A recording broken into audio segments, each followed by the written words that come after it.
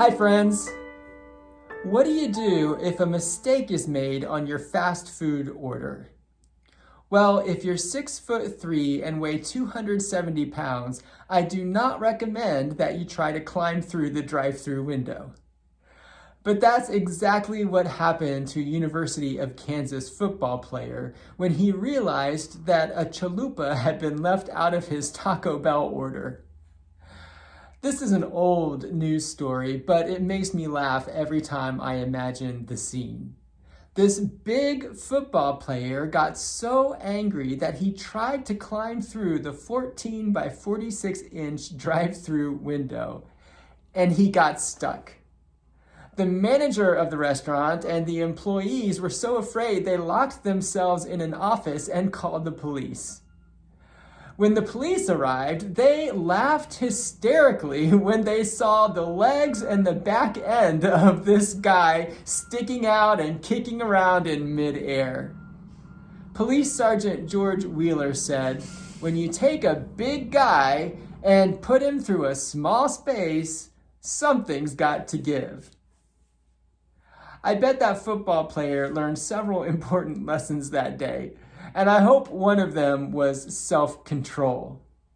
Now, I'm sure that you've never tried to climb through a drive-thru window, but I'm equally sure that there have been some times in your life when you failed to exercise self-control. We've all been there.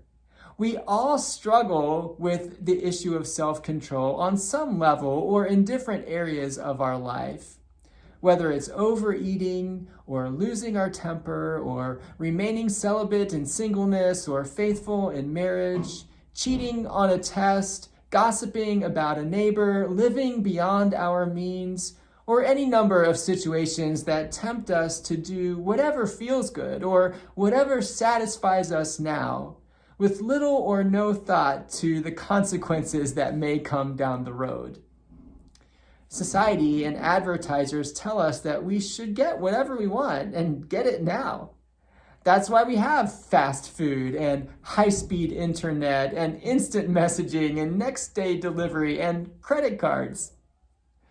We live in a culture of instant gratification, and I'm affected by it just as much as anybody else. The problem when we fail to control our appetites, desires, and impulses, when we are unwilling to delay gratification, is that, like the football player, we get stuck. Only we don't get stuck in a drive-thru window, but we get stuck in self-centered sinfulness.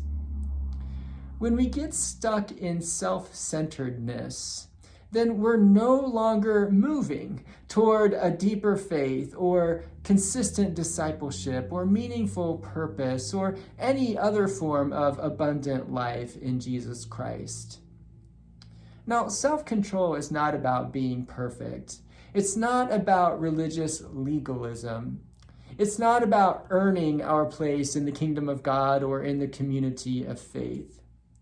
Self-control is really about not letting our appetites and desires control us, but instead allowing God to be the primary influencer of our life.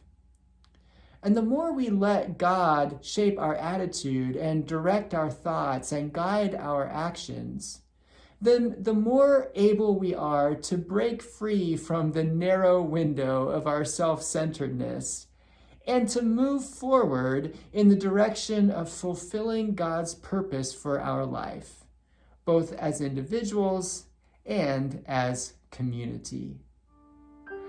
Thanks for listening. I'll see you again soon.